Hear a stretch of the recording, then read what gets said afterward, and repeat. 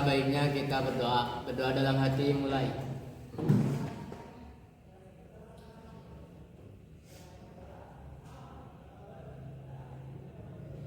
Selesai.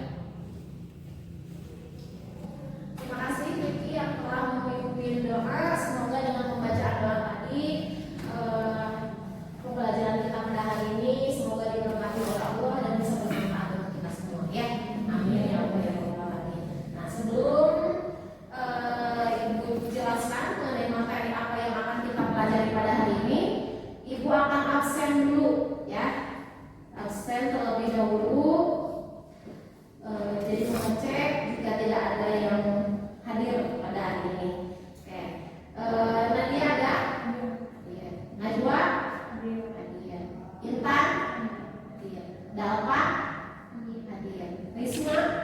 Hadir. Leni? Hadir. Yunita? Hadir. Ambar? Hadir. Widya? Hadir. Daisa? Hadir. Muslifa? Kemudian Feby ada? Ya. Alia? Izin. Ricky? Ada. Terus Mulan?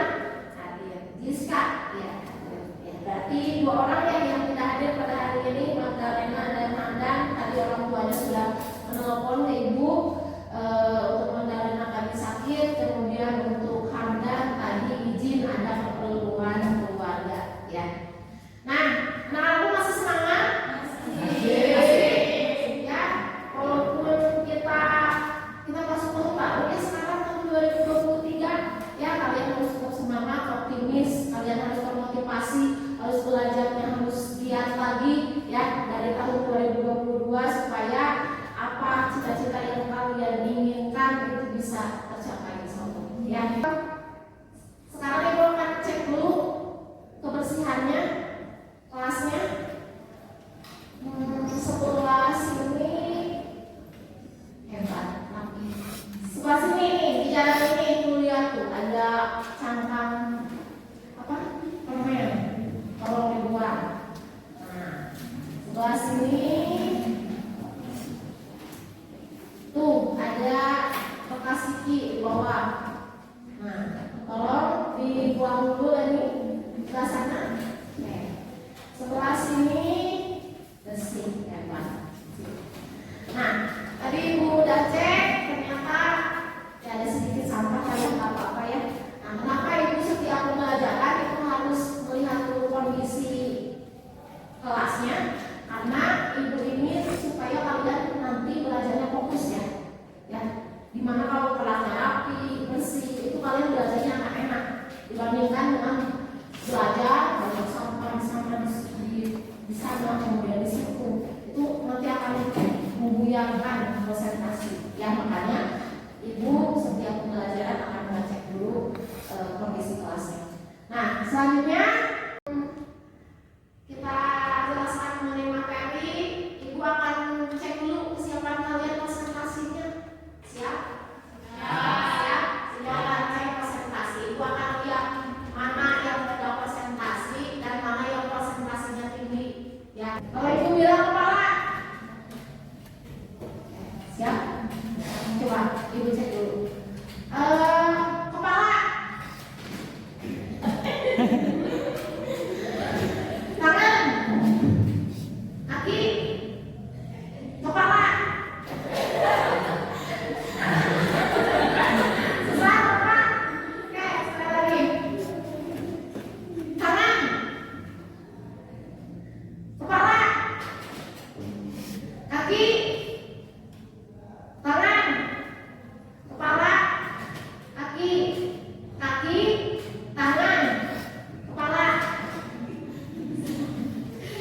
Bawakan becok dengan gerakan ini. Coba sebelah sini dulu ya. Tangan. Kaki. Kepala. Baik, saya mikir. Ya, terus sebelah sini. Kaki.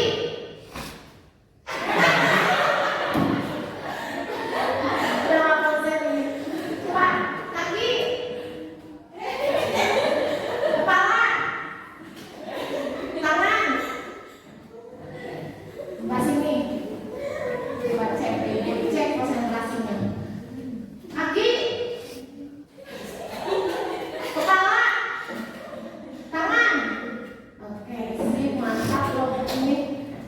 hanya seorang. Oke, kelompok ini siap-siap konsentrasi. Tangan, kaki, kepala,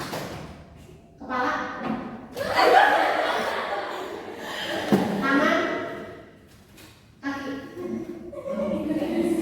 Wah, hebat semuanya kalian. Oke, puas ya semuanya? Belajar? Tadi konsentrasinya sudah mulai bagus sekali ya. Nah, sekarang Ibu akan jelaskan mengenai apa yang akan kita pelajari. Nah, tadi Ibu sudah jelaskan kita akan mempelajari tentang konsep geografi. Nah, konsep geografi ini merupakan sebuah konsep di mana konsep geografi itu merupakan sesuatu hal yang berkaitan dengan geografi.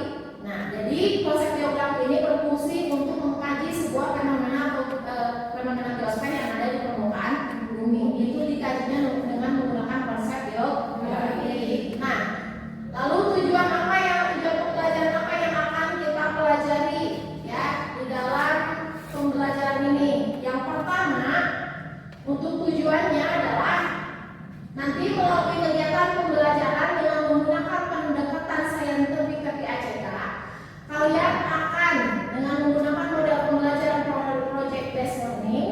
Yang pertama, kalian akan dapat menjelaskan 10 konsep esensial geografi dan contoh penerapannya dalam kehidupan sehari-hari. Kemudian yang kedua, kalian dapat menganalisis konsep esensial geografi dalam fenomena geosfer dan lingkungan sekitar. Kemudian yang ketiga, nanti proyeknya kalian akan membuat contoh penerapan pengetahuan dasar konsep geografi pada kehidupan sehari-hari dalam bentuk tulisan. Jadi nanti kalian kaji mengenai 10 konsep geografi itu dilihat dari fenomena geosfer yang ada di permukaan bumi di sekitar kita. Terus nanti kalian tuangkan tulisan-tulisan kalian ke bentuk infografis, diaplikasikan Pak. Siap? Jadi kalian akan produknya, kalian akan membuat sebuah infografis dan nanti akan dipresentasikan di depan, ya. Nah, selanjutnya untuk teknik penilaian yang akan Ibu nilai pada hari ini itu yang pertama itu mengenai pengetahuan, kemudian yang kedua itu mengenai keterampilan, dan yang ketiga mengenai sikap. Nah, itu 3 ranah yang akan Ibu pelajari di sini, yang akan kita pelajari di sini, yang akan Ibu nilai, ya. Nah, selanjutnya untuk manfaat mempelajari geografi, konsep geografi ini manfaatnya apa Bu? Yang akan kita dapatkan setelah kita pelajari materi ini. Manfaatnya yang akan kita dapatkan adalah nanti kalian bisa mengkaji sebuah fenomena ya yang ada di lingkungan kita sehari-hari dengan menggunakan konsep geografi, sehingga si fenomena tersebut itu dapat teratasi, gitu ya. Tetap masuk ke konsep geografi, ya, masuk ke sini. Konsep geografi itu merupakan salah satu materi yang harus kita pelajari, ya. Itu kenapa harus kita pelajari? Karena ini merupakan sebuah dasar dalam mengkaji sebuah fenomena yang terjadi di lingkungan kita sehari-hari, ya. Nah, coba sekarang Ibu tanya dulu deh pada kalian. Coba kira-kira fenomena geosfer yang terjadi di kita contohnya apa sih? Ada peristiwa banjir, ya, banjir benar, longsor, terus gempa bumi. Nah, itu merupakan fenomena yang terjadi di kita, ya. Ada longsor, ada gempa bumi, ada banjir, kemudian ada tsunami, ada gunung meletus. Nah, itu merupakan fenomena-fenomena yang terjadi di kita. Dan fenomena itu harus kita kaji untuk mencari solusi. Kira-kira bagaimana nih supaya misalkan tidak terjadi banjir, apa yang dilakukan? Nah, jadi harus dikaji dulu banjirnya itu karena apa, letaknya di mana, jarak ke pemukimannya berapa, dan kira-kira kira-kira solusinya nanti bagaimana. Nah, itu nanti harus dikaji dulu sebelumnya. Jadi fenomena banjir itu seperti apa harus dikaji dulu dengan menggunakan 10 konsep geografi. Nah, masuk ke sini. Ini Ibu ada tayangan video video ya. Kalian perhatikan. Nanti coba kalian kelola kira-kira di dalam video ini ada informasi apa yang kalian dapatkan setelah menyaksikan ini. Siap mengerti? Siap. Sekarang Ibu akan kita saksikan sama-sama. Banjir bandang menerjang Kota Batu, Jawa Timur saat wilayah ini diguyur hujan deras. Air dan material lainnya masuk ke rumah warga yang berada di pinggir sungai.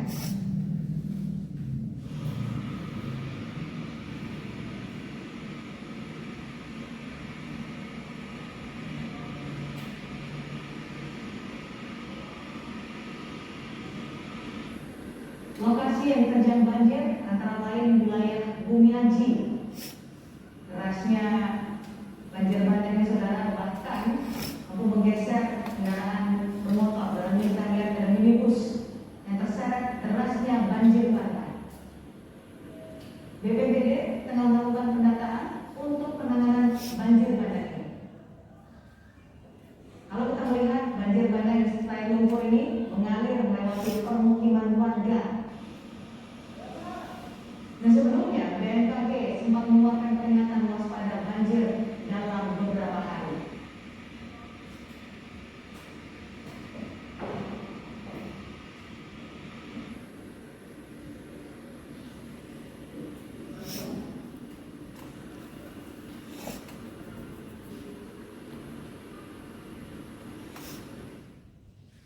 Keluarga terdampak banjir seorang lansia dievakuasi menggunakan perahu. Sudah 2 pekan, wilayah Kabupaten Sintang, Kalimantan Barat terendam banjir. Seorang lansia yang tengah sakit harus dievakuasi menggunakan perahu karena tingginya air. Selain merendam rumah, banjir juga merendam ruas jalan utama Kabupaten Sintang dan mengganggu aktivitas warga.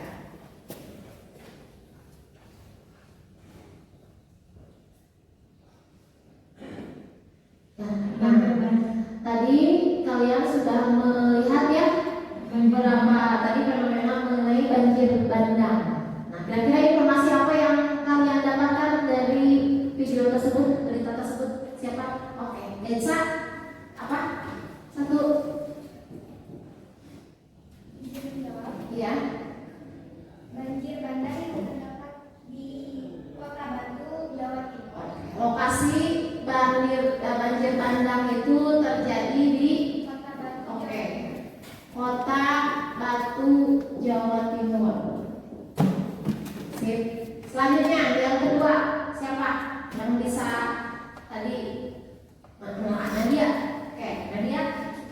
Banjir bandang yang memasuki pemukiman warga. Oke, banjir bandang memasuki perumahan warga. Oke, selanjutnya yang ketiga. Oke, Risma. Dampak banjir bandang menyebabkan lansia dievakuasi menggunakan perahu. Dampak banjir bandang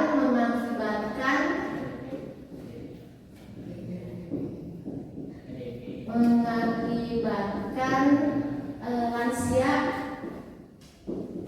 dievakuasi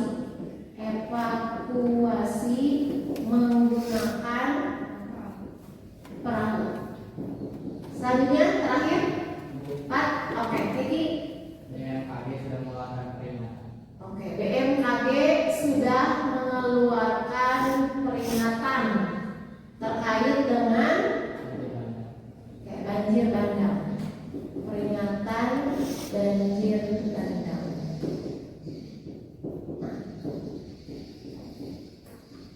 Nah, setelah kalian tadi melihat berita tersebut, itu kan nyata ya, memang ada terjadi ya. Tadi ada mobil yang sampai terseret arus, kemudian rumah-rumah sampai terendam, bahkan ketinggiannya sangat tinggi gitu ya. Nah, itu terjadi di kita. Nah, dan kalian lihat di sini tadi berdasarkan informasi yang kalian dapatkan tadi, yang pertama, lokasi banjir bandang itu ada di Kota Batu, Jatim. Tahu Kota Batu di mana? Di Jawa Timur ya, di Kota Malang, di sana. Nanti lo main ke sana ya.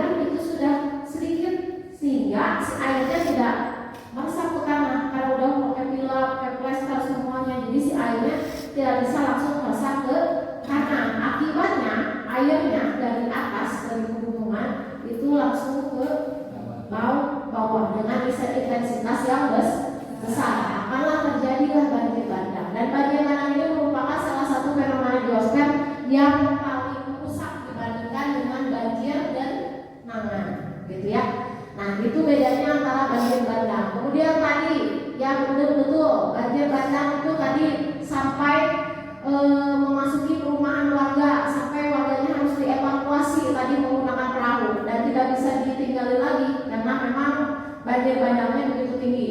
Nah, padahal BMKG sudah mengeluarkan peringatan banjir bandang dan ini juga diakibatkan karena curah hujan yang tinggi. Selain tadi karena alih fungsi lahan tersebut, ya. Nah, inilah informasi-informasi yang akan kita dapatkan setelah kita mengkaji sebuah fenomena. Nah, sekarang kita masuk ke konsep geografi. Nanti kita akan lihat informasi ini, informasi yang kalian dapatkan ini mana yang masuk ke konsep geografi, ya. Nah, sebelum itu Ibu akan jelaskan dulu mengenai konsep geografi. Nah, konsep geografi itu ada 10.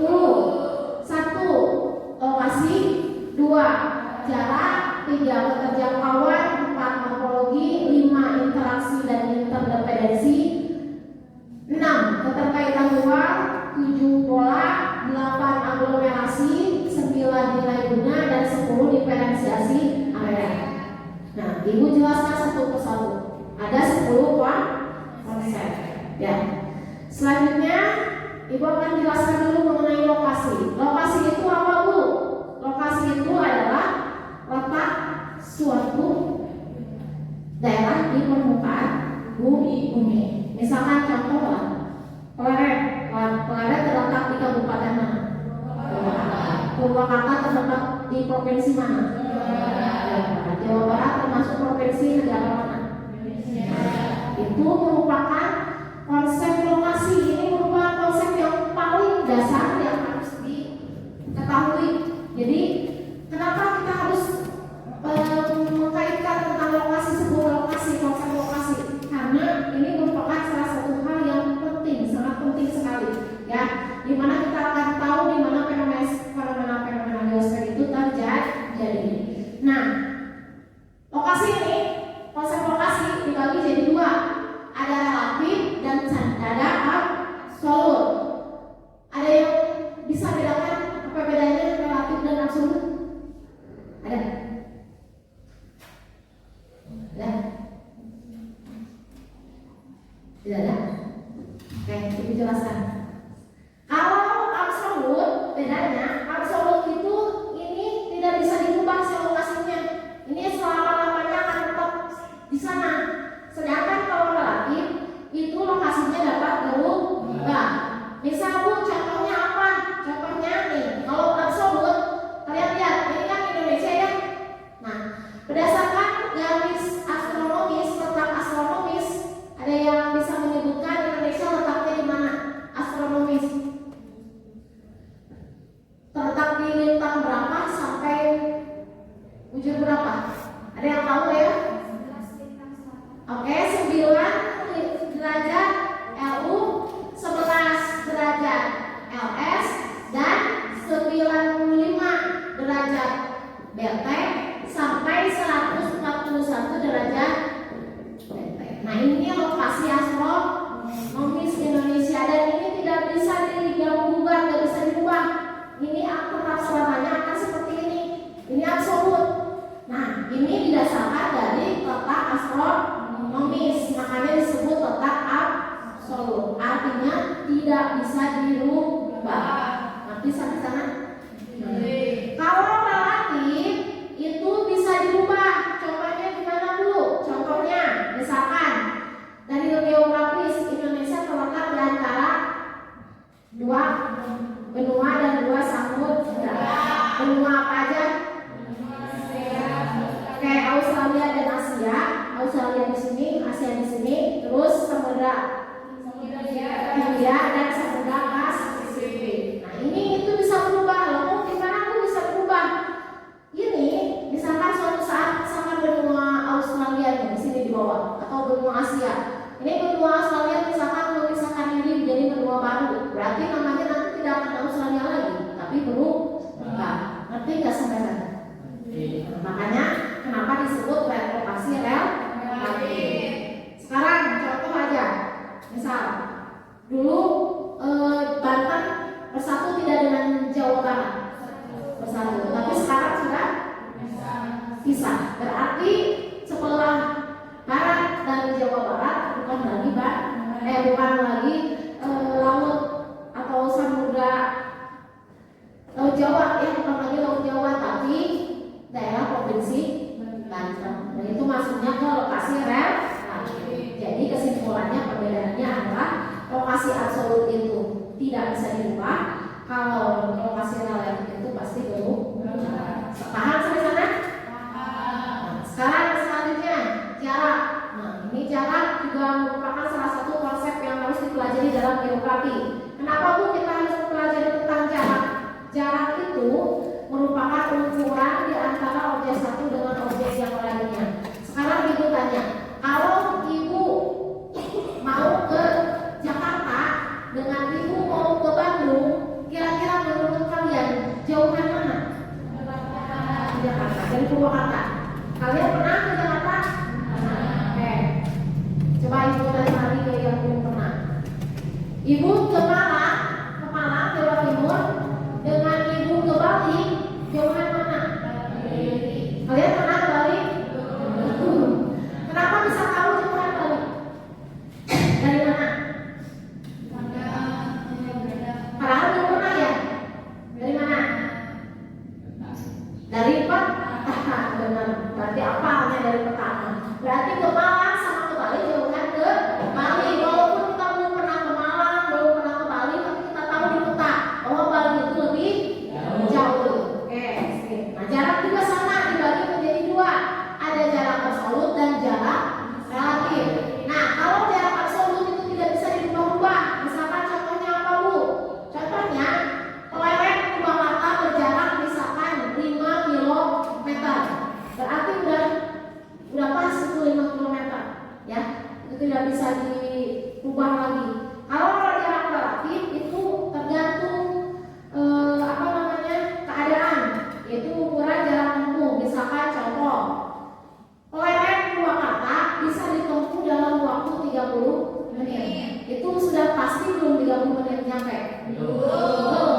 Kalau macet lebih, pasti lebih dari 30 menit. Berarti ukuran waktu tempuh tersebut itu relatif. Tapi sampai sana perbedaannya. Oke, selanjutnya yang ketiga, pola. Nah, kalau pola itu adalah suatu bentuk keteraturan persebaran suatu fenomena geosfer di permukaan bumi. Misalkan aliran sungai, permukaan, kalian perhatikan ini ada gambar. Ini sungainya seperti ini. Terus kalian perhatikan juga kalau misalkan di daerah dataran rendah itu pola pemukimannya biasanya di mana? Biasanya memusat atau berjajar sesuai dengan jalan. Nah, itu biasanya ada di daerah dataran rendah. Itu pola itu bentuk, ya. Kemudian selanjutnya untuk keterjangkauan. Nah, kalau keterjangkauan apa Bu? Keterjangkauan itu adalah hubungan antar objek suatu wilayah dengan menggunakan sarana dan prasarana angkutan atau komunikasi tertentu, ya. Nah, itu biasanya disebut dengan aksesibilitas. Coba Ibu tanya, kalau misalkan di sungai, berarti alat transportasinya kalau misalkan daratannya bergunung-gunung seperti itu, ya bergunung-gunung tidak dimungkinkan ada jalan, berarti alat transportasinya apa? Motor. Kalau tidak memungkinkan dibuat jalan karena bergunung-gunung berbukit-bukit, berarti menggunakan dan kaki dan pesawat. Nah, itu jadi itu yang dimaksud dengan keterjangkauan. Oke, sip. Terus selanjutnya morfologi. Nah, kalau morfologi itu suatu bentuk permukaan bumi valid, ya, hasil dari tenaga endogen dan eksogen. Nah, kalian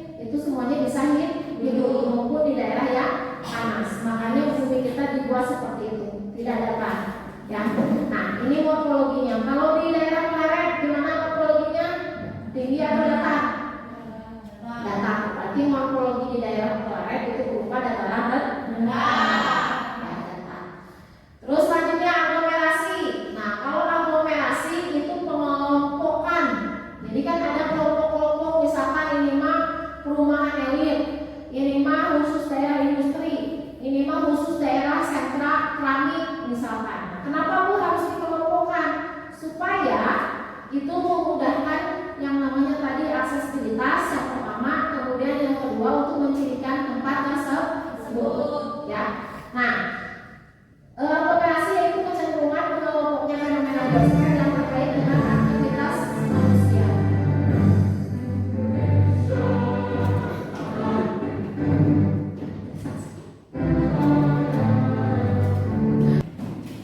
Nah, sekarang kita masuk ke aglomerasi, yaitu kecenderungan mengelompoknya fenomena biosfer yang terkait dengan aktivitas manusia di suatu kawasan. Nah, inilah ya kenapa tadi Ibu bilang harus diaglomerasikan.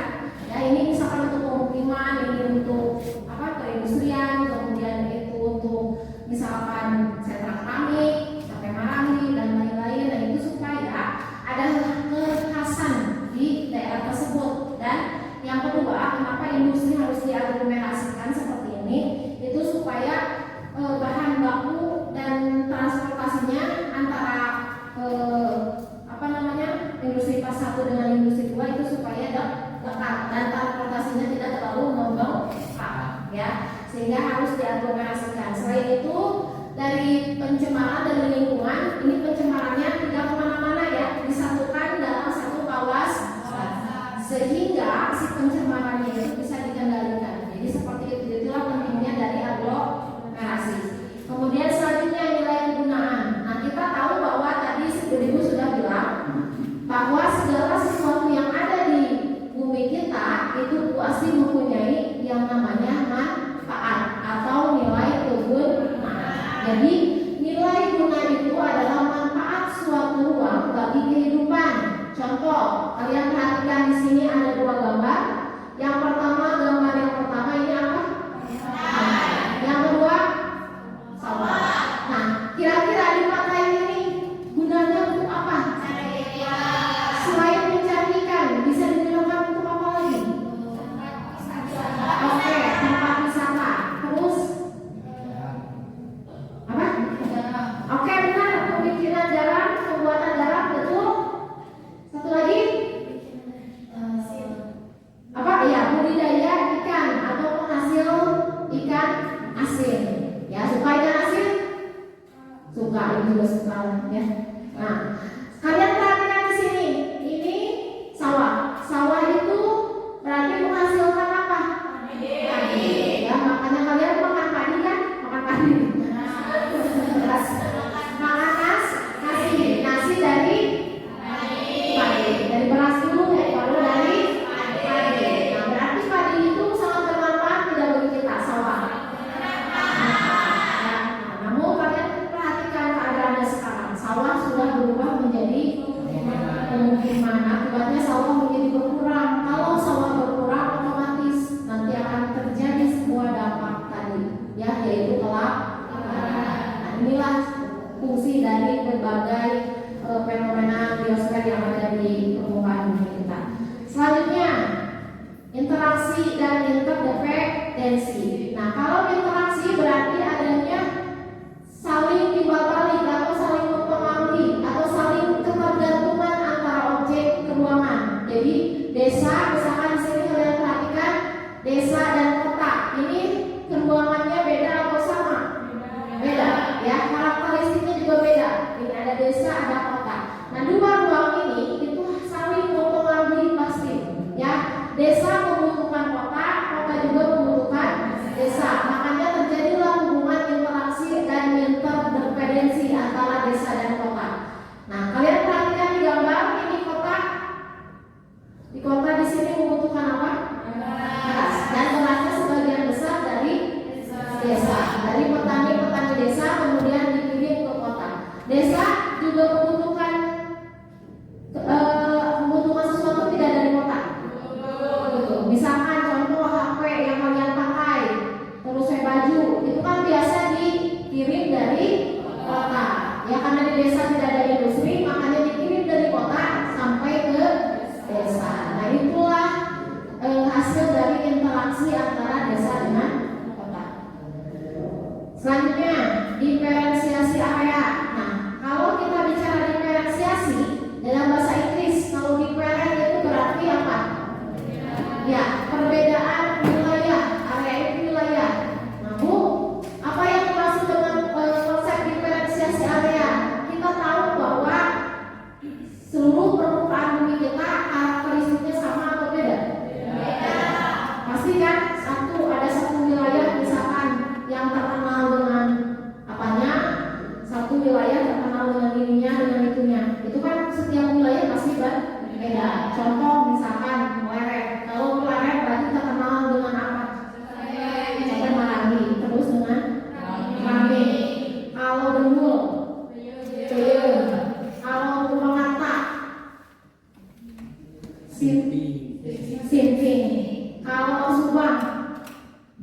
ganas. Kalau lempang, tahu susu benar. Strawberry. Nah, berarti suatu wilayah tersebut punya kekhasan. Berarti sampai sana dan punya perbedaan sesuai dengan karakteristik tadi antar wilayah. Selanjutnya keterkaitan ruang. Nah, perbedaannya dengan yang tadi, kalau yang tadi yang interaksime itu ada hubungan timbal balik antar dua wilayah, sedangkan kalau keterkaitan keruangan tidak. Jadi hanya satu arah. Nah, yaitu adanya keterkaitan persebaran suatu fenomena dengan fenomena lain di suatu tempat. Kalian perhatikan di sini, ini ada banjir, ini ada kerusakan hutan, ini ada di hulu, ini ada di hilir. Nah, kenapa Bu? Ini dari sini bisa mengakibatkan banjir seperti ini. Siapa yang bisa menjelaskan kenapa dari kondisi ini bisa mengakibatkan seperti ini? Ada yang bisa menjelaskan kenapa terjadi? Oke, silakan Gensa. Oke. Ketika hujan, si airnya tidak meresap ke akar-akar pohon karena pohonnya semuanya ditebang. Akibatnya airnya menjadi limpas ke hilir. Nah, betul, itu analoginya. Jadi ketika si hujan datang, ini kan nggak ada tanaman ya, sehingga si itu kan air itu akan diresap oleh akar tanah dan diresap oleh akar tanaman. Kalau tidak ada tanaman, ini tanahnya akan menjadi jenuh, sehingga si airnya akan melimpas ke bawah dan tadi mengakibatkan banjir di sebelah sini.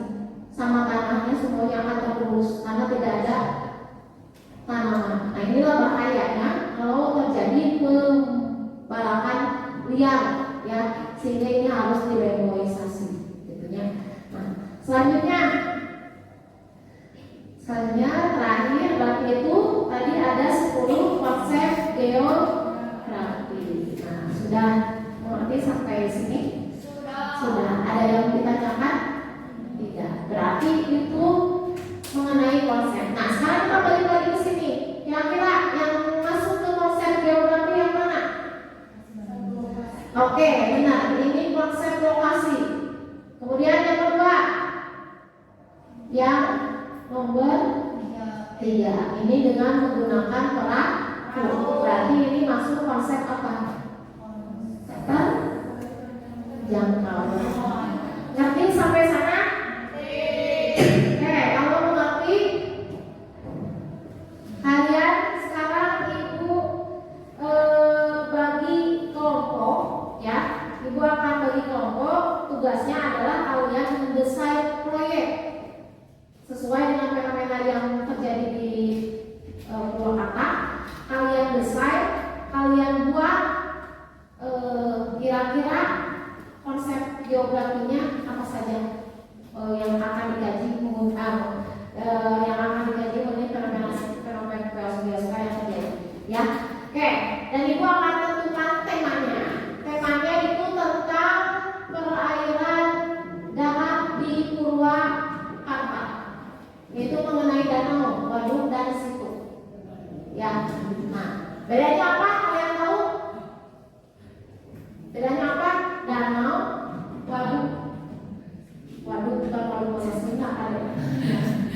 Waduk nama bedanya, ada yang bisa jawab sama danau?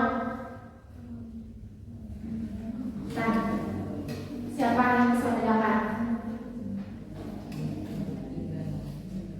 Nah, ada danau Toba, kan bukan danau Cilata, bukan, awas hati-hati, bukan danau Cilata, bukan danau Jati. Beda. Kenapa makanya disebut waduk? Bedanya adalah kalau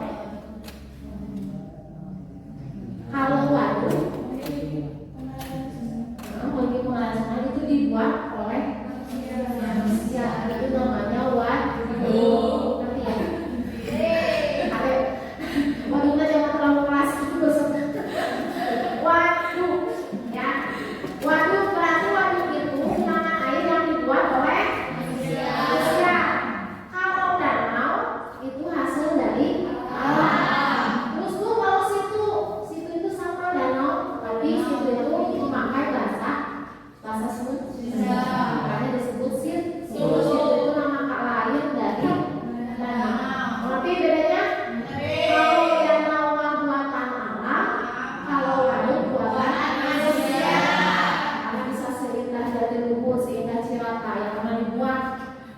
sedemikian rupa oleh manusia dibandingkan dengan Danau Toba. Nah, kalau Danau Toba itu memang sudah ada dan itu hasil dari pembentukan alam, itu tidak dibuat oleh manusia. Nah, jadi itu bedanya, ya. Nah, sekarang ibu tanya dulu, kira-kira apa aliran danau yang ada di Purwakarta apa aja? Oke, Waduk Cirata, terus Jatiluhur, terus Situbondo, terus yang keempat Situ Wanayasa. Nah, ini kalian coba kalian telaah ya, identifikasi mengenai perairan darat yang ada di Purwakarta berdasarkan konsep geografi. Kalian telaah lokasinya di mana, silakan sampai ke relasinya bagaimana. Berarti sampai sana? Nah, setelah kalian sudah membuat kata-katanya ya berdasarkan 10 konsep geografi, lalu kalian pindahkan kata-katanya ke kanva dalam bentuk infografis. Nanti setiap kelompok kalian proyeknya membuat infografis dan nanti akan ditayangkan di depan dan dipresentasikan. Siap? Oke, kalau gitu ibu bagi kelompoknya. Oke. Untuk kelompok ini kelompok 1, kelompok 2, kelompok 3 dan kelompok 4. Oke, kelompok 1 tentang apa? Oke, Situ Wanayasa. Kelompok 2 Waduk Cirata. Kelompok 3 Situbondo. Kelompok 4 oke, Waduk Jatiluhur. Sekarang kalian sudah dibagi kelompok, terdiri dari 4 kelompok. Nah, tadi temanya sudah dibagi-bagi. Nah, sekarang kalian tugasnya kalian kasih tugasnya supaya semuanya kerja setiap kelompok. Misalkan ada yang menulis, ada yang mencari informasi, ada yang membuat kampanye, dan yang membantu mencari informasi. Ya, so, silakan kalian tentukan kira-kira tugasnya apa setiap orang. Terus selanjutnya kalian nanti selesaikan proyeknya itu sekarang 1 hari, siap? Ibu kasih waktu 20 menit dari sekarang kalian buat kanvanya, ya. Kalau misalkan ada yang lebih, berarti kalian koordinasinya kurang, ya. Oke, silakan ibu kalian tentukan tugas-tugas dari masing-masing kelompok. Dan sekarang ibu akan bagikan LKPD-nya. Oke, ini LKPD-nya. Kalian ada pertanyaan di sini. Di LKPD ini ada pertanyaan. Kira-kira fenomena geosfer tadi apa yang akan dikaji? Tadi kan Situbondo. Nah, kalian tulis di sini apa? Terus nanti kalian tuangkan ke dalam aplikasi Canva.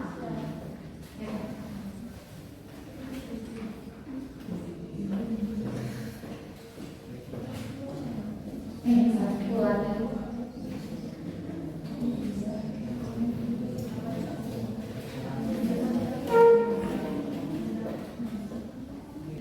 Nah, setelah kalian tadi membuat Canva, nanti kalian upload ke Instagram masing-masing dan di hashtag menggunakan @geografi_smartphone. Nanti kalian hashtag di sini, ya.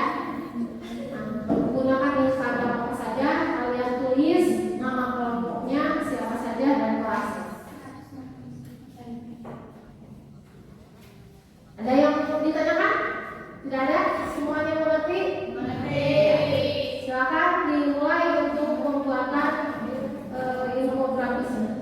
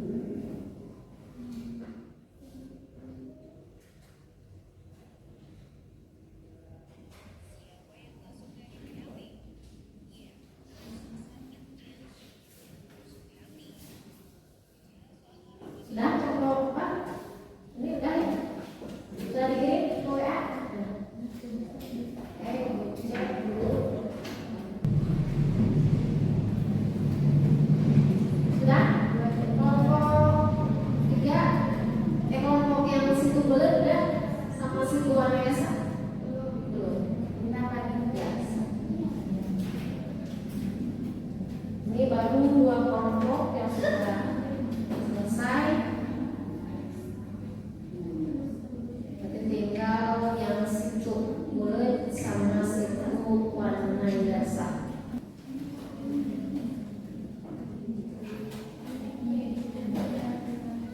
Sudah satu lagi ada kesulitan kelompok bulat situ bulat. Nah, situ bulat. Oke. Nanti satu lagi ya. Nanti kalian ke depan presentasikan mengenai hasil dari pembuatan proyek ini.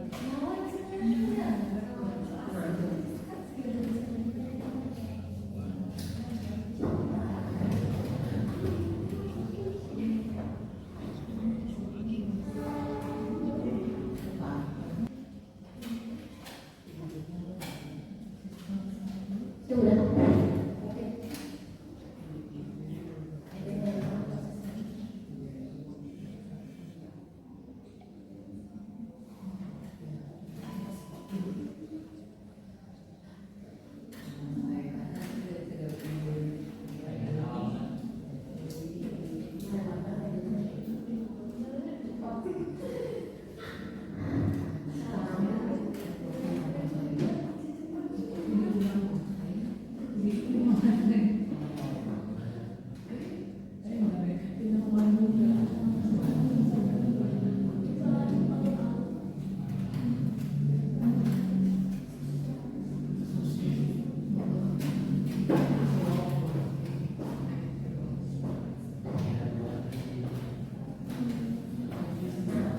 Oke, Ibu Akang sudah. Sekarang kelompok 3 lanjutkan. Kelompok situ bulat sudah dekat. Nah, sekarang kita masuk ke presentasi ya. Nah, Ibu akan memilih di sini siapa yang akan presentasi terlebih dahulu. Ya, dengan cara mengundi kira-kira siapa yang pertama, kelompok yang keluar. Oke. Nah, siap? Nanti kalian tinggal bacakan saja mengenai hasil dari pengerjaan proyeknya. Oke, yang pertama Ibu minta yang Waduk Jatiluhur, silakan ke depan dan presentasikan hasil dari pengerjaan kelompoknya. Hasil dari Ibu Waduk.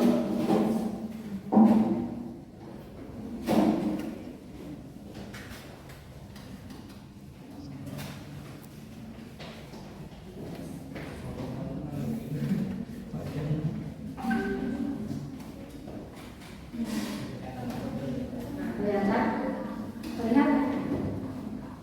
Nah, di sini aja di sini aja tadi baca. Langsung di kanvasnya. Oke. Silakan dibuka untuk kelompok 1 dan nanti langsung Ibu nilai ya hasilnya. Assalamualaikum warahmatullahi wabarakatuh. Waalaikumsalam warahmatullahi wabarakatuh. Selamat siang. Kami dari kelompok 4. Jadi sudah. Kami dari kelompok 4, izinkan kami untuk memperkenalkan diri. Saya Gaisa sebagai moderator presentasi kali ini beserta rekan-rekan saya Uzifa, Ambar Lubis dan Ramja Lisani. Di sini kami akan mempresentasikan hasil diskusi kami yaitu tentang konsep-konsep esensial dari Waduk Jatiluhur. Konsep yang pertama sampai keempat akan disampaikan oleh Uzifa. Konsep yang kelima sampai ketujuh akan disampaikan oleh Ambar Lubis. Konsep yang ke-8 sampai ke-10 akan disampaikan oleh Sani.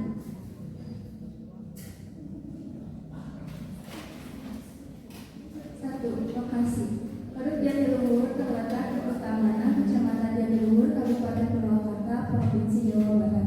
Di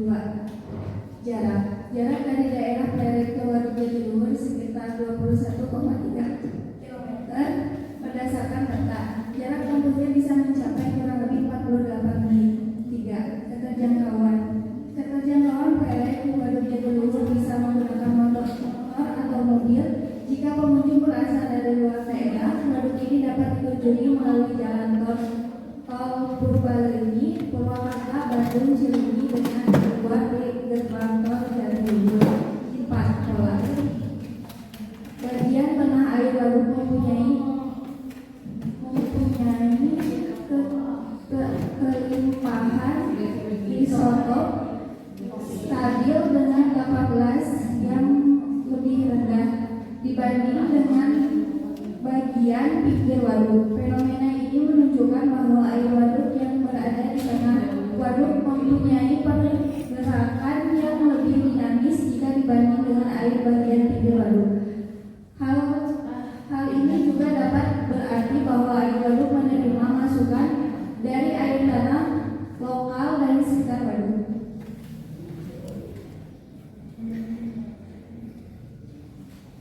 5. Morfologi kondisi. Waduk Jatiluhur terbagi atas morfologi gunung-gunung batu, ada perbukitan, daerah-daerah, hulu anak-anak, sungai, DAS, Citarum, dan lembah curang. 6. Aglomerasi. Waduk Jatiluhur juga menyediakan fasilitas rekreasi seperti hotel, bungalow, restoran, playground, ruang pertemuan, dan sarana rekreasi dan olahraga ke air lainnya. 7. Interaksi dan interdependensi. Waduk Jatiluhur mengairi jaringan irigasi dengan luas 242 ha serta difungsikan juga untuk menyediakan air baku, budidaya dan penanggulangan banjir. Sebagai timbal balik, masyarakat melakukan gotong royong pembersihan sampah dan eceng gondok. 8. Nilai kegunaan. Bendungan Jatiluhur merupakan bendungan multiguna dengan fungsi sebagai pembangkit listrik dengan kapasitas 187,5 MW, pengendalian banjir di Kabupaten Karawang dan Bekasi, irigasi untuk 242 ha, pasok air untuk rumah tangga, industri dan pengelolaan kota, pasok air untuk budidaya perikanan air payau. 9. Diferensiasi area. Indonesia terdapat dua bendungan atau waduk. Yang terbesar adalah Waduk Jatiluhur dengan luas 8.300 hektar, sedangkan Waduk Jati Gede dengan luas 4.983 hektar yang berada di Sumedang, Jawa Barat. 10. Keterkaitan ruang. Waduk Jatiluhur menjadi tempat rekreasi bagi warga dari dalam daerah maupun dari luar daerah dengan menyediakan banyak fasilitas. Penyampaian materi hasil diskusi kami sudah disampaikan, maka dari itu kita beralih ke sesi tanya jawab. Jika ada yang ingin bertanya, silakan ajukan tangan. Ya, silakan ada yang dapat menanggapi dari hasil pengerjaan dari kelompok dari Waduk Jatiluhur. Silakan ada. Ya, terlebih dahulu Ibu akan komentari hasil dari pengerjaan proyeknya. Ini dari dari kesesuaian tema itu dari gambar itu sudah bagus. Ini ada gambarnya, ya ini gambar Waduk Jatiluhur, ya itu sudah pas dengan tulisan yang ada di infografisnya, itu sudah bagus menurut Ibu. Terus kemudian dari hasil pengerjaan mengenai konsep geografinya Ibu akan telah satu persatu. Di sini kalian yang nomor 1 lokasi. Tadi lokasinya itu Waduk Jatiluhur terletak di Desa Kutanganan, Kecamatan Jatiluhur, Provinsi Jawa Barat. Nah ini betul, ya. Ada kata terletak di sini, berarti itu menunjukkan konsep lokasi. Kemudian jarak. Nah, jarak dari daerah Pelahai ke Waduk Jatiluhur sekitar 21,3 dan bisa mencapai waktu 48 menit. Ya betul. Ini ada jarak absolutnya, ini ada jarak relatifnya. Ya, bagus. Kemudian yang ketiga, keterjangkauan. Nah, keterjangkauan lereng itu bisa menggunakan motor dan mobil. Ini ada alat, ya, alat untuk menjangkau Waduk Jatiluhur. Nah, berarti betul ini termasuk konsep keterjangkauan. Selanjutnya yang keempat, pola. Dilihat dari polanya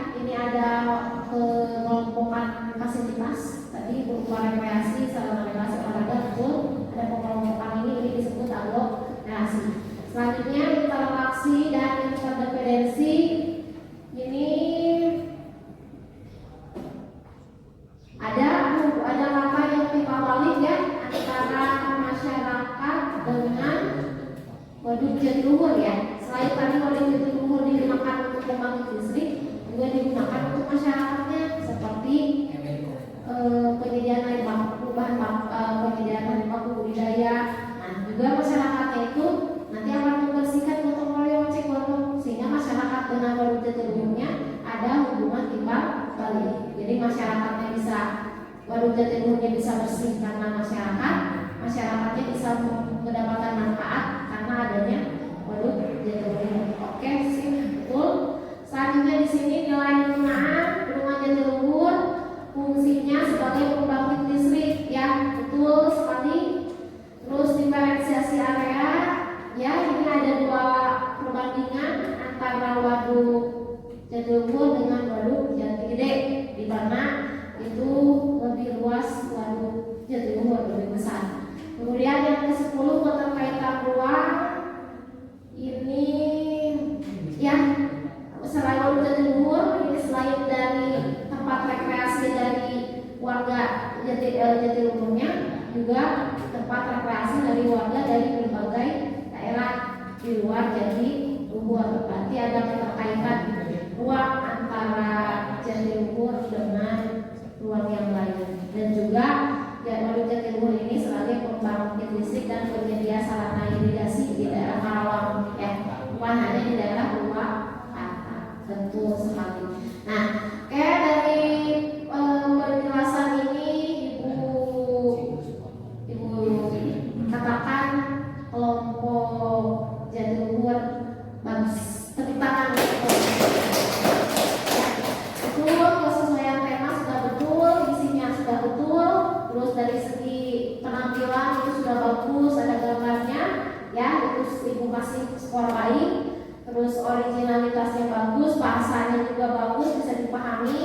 Terus kombinasi dengan gambarnya juga bagus, ya baik. Dan terakhir tadi ada beberapa yang perlu diperbaiki yang tadi ya, yang sedikit ya. Dan selebihnya untuk kelompok Jatiluhur ini ibu katakan nilainya bagus, baik. Tentang oke, sekian silakan kelompok kelompok Jatiluhur ditutup presentasinya.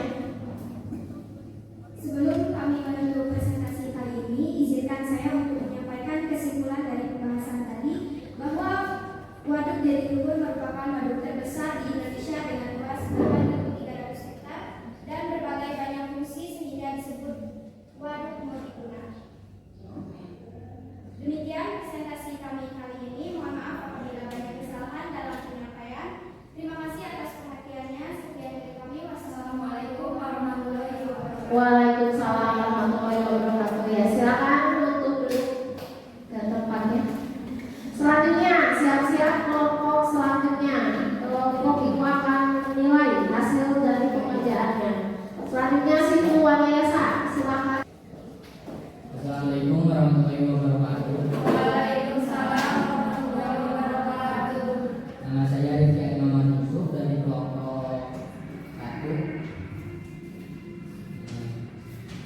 Ingin menjelaskan hasil dari infografik yang sudah kami buat.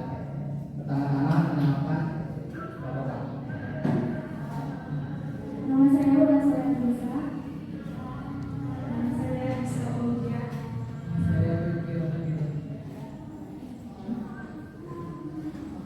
Pembacaan materi akan dari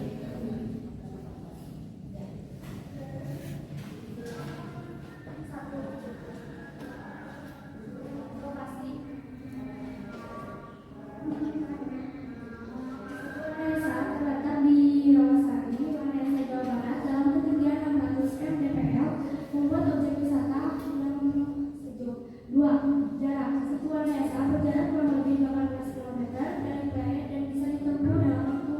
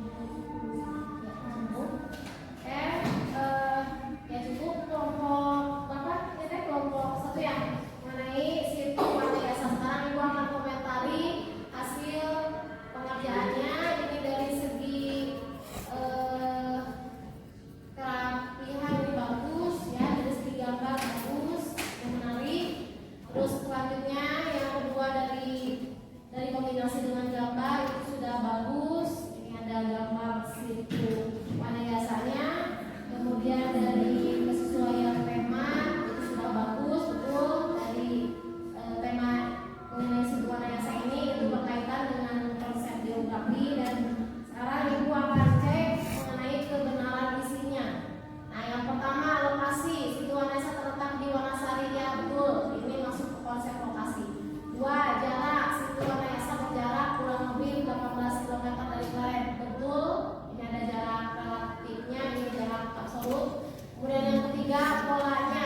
Situ Wanayasa berbentuk danau atau situ yang sangat luas, ya betul. Ini ada bentuknya, polanya. Kemudian yang keempat, morfologi. Itu terletak di ketinggian 600 mdpl di dataran tinggi, ya betul. Ini masuk ke konsep morfologi. Kemudian yang kelima, aglomerasi. Dari aglomerasi ini kalian perhatikan di sini. Di sini aglomerasi mungkin Ibu bilang kurang tepat, ya.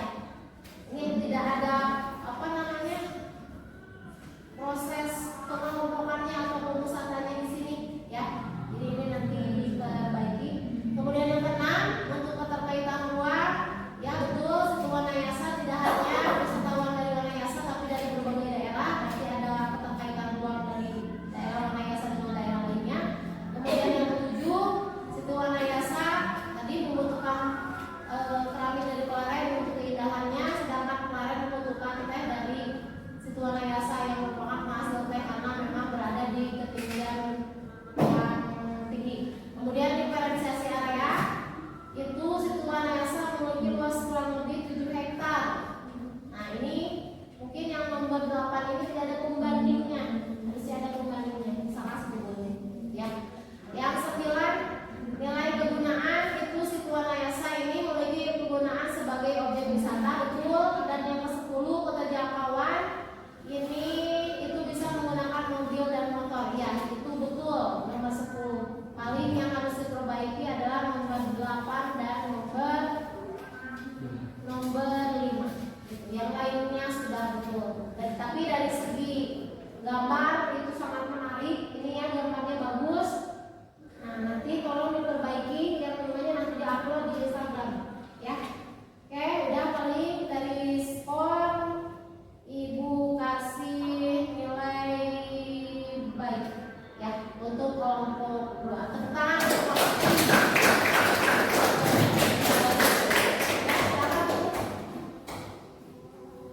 sangat betul.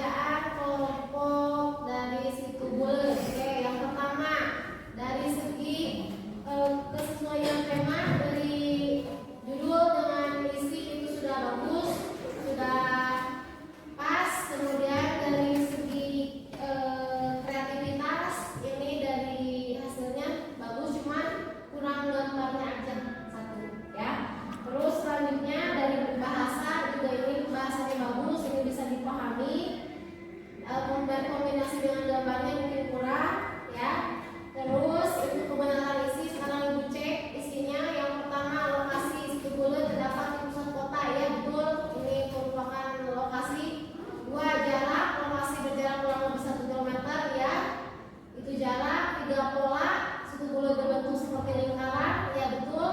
Aglomerasi, situ Bolen dan situ Wanayasa merupakan pengelompokan danau dan tempat wisata, ya boleh. Kemudian yang kelima, nilai kegunaan selain sebagai sumber air, situ Bolen juga tempat wisata, bagus, betul. Keterjangkauan, para wisata yang berasal dari luar kota dapat menggunakan kendaraan umum, betul.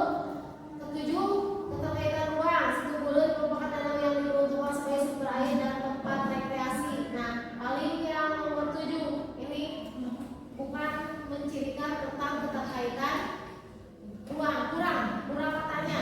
Jadi situ Bolen merupakan danau yang diperuntukkan sebagai sumber air untuk daerah mana? Ya, misalkan untuk daerah di sekitarnya. Nah, berarti itu ada keterkaitan ruang, ya. Atau misalkan tempat rekreasi dari wisatawan dari berbagai luar daerah. Nah, diferensiasi area ini betul ada perbandingan antara situ Bolen dengan situ Wanayasa. Kemudian morfologi ini betul merupakan daerah terendah. Dan 10, interaksi interferensi di sumber air bagi masyarakat, sedangkan masyarakat dapat kerugian, betul. Berarti ada keterkaitan antara situ Bolen dengan masyarakat. Oke, dari isinya hampir semuanya betul, cuma nomor 7 yang kurang. Tapi dari semuanya ibu katakan kelompok 3 ini kesimpulannya skornya baik, skornya semuanya 3. Tepuk tangan untuk kelompok Jatiluhur, situ Bolen. Selanjutnya kelompok Jatiluhur ya, terakhir ya. Cirata, silakan ditutup. Terima kasih kepada teman-teman yang sudah memperhatikan mendengarkan presentasi kami. Demikian presentasi dari kami. Mohon maaf bila ada kesalahan dalam perbuatan dan kata. Wassalamualaikum warahmatullahi wabarakatuh. Ya, selanjutnya kelompok Cirata. Oke, Cirata terakhir.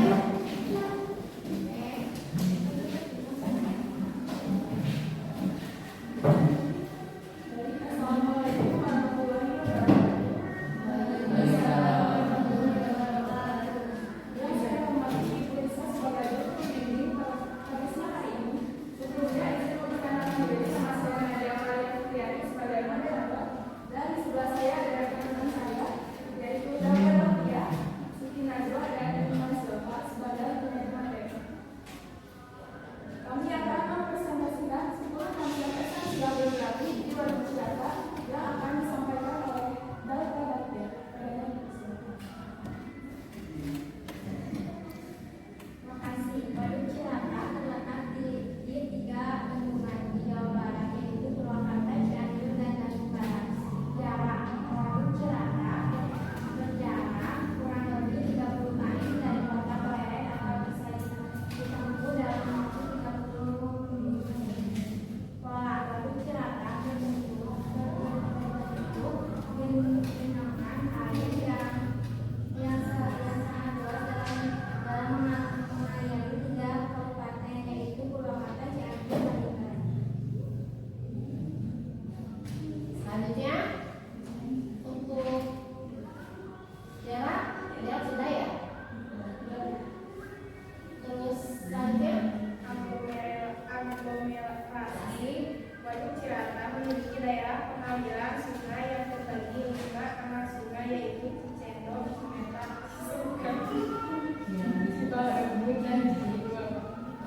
Nilai kegunaan waduk ini berfungsi sebagai pembangkit listrik sekaligus menjadi tempat untuk budidaya perikanan, pertanian, dan pariwisata. Keterjangkauan para wisata yang hendak berwisata Waduk Cirata dapat menggunakan perahu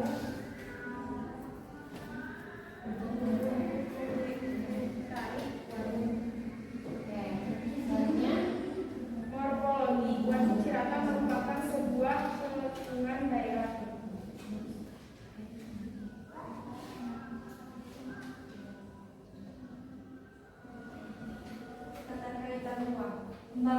Waduk Cirata digagas tidak hanya untuk memenuhi kebutuhan listrik di Jawa, tetapi di daerah Bali juga.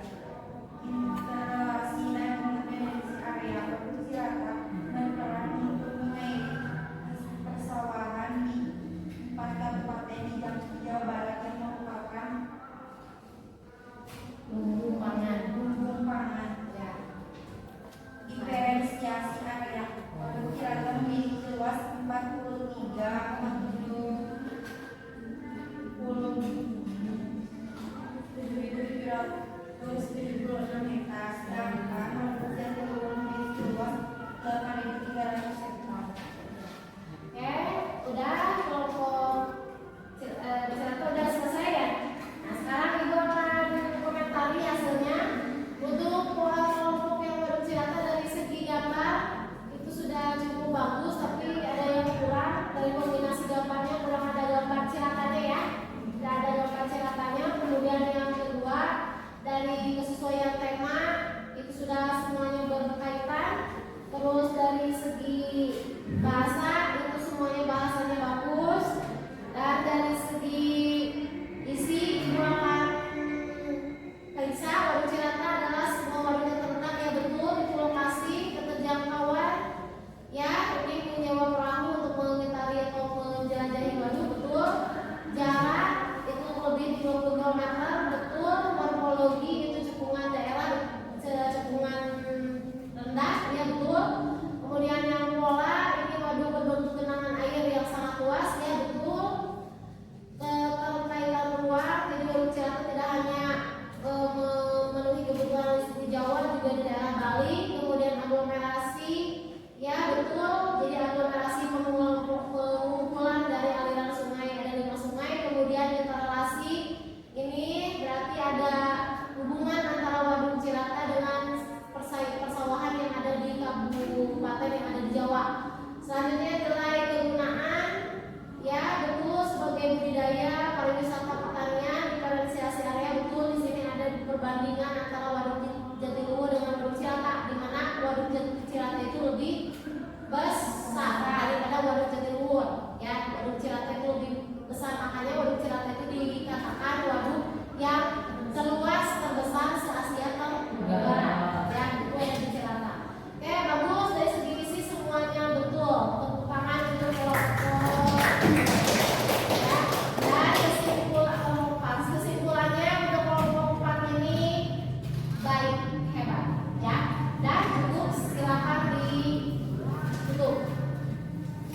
Sekian dari kelompok kami. Mohon maaf bila ada banyak kekurangan. Wassalamualaikum warahmatullahi wabarakatuh. Ya, nah tadi sudah dijelaskan ya, tadi mengenai konsep-konsep 10 dasar geografi, kemudian kalian sudah bisa menelaah satu konsep, kira-kira mana konsep lokasi, mana konsep jalan, mana konsep morfologi sampai ke konsep interrelasi. Sudah mengerti? Sudah. Nah kira-kira sekarang kita evaluasi pengalaman yang tadi kalian dapat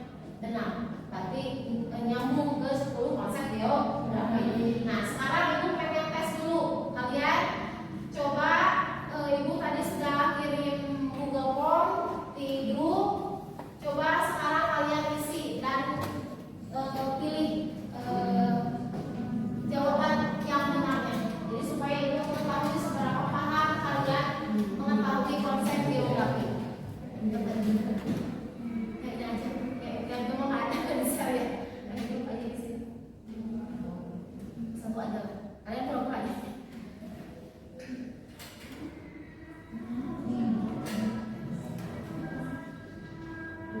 Ya, dan ada yang di Google Form tadi yang ibu kirim ke grup, ya, ke grup.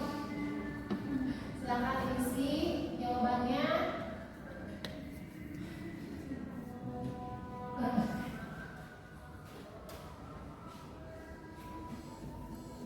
Oke, ibu kasih waktu 5 menit.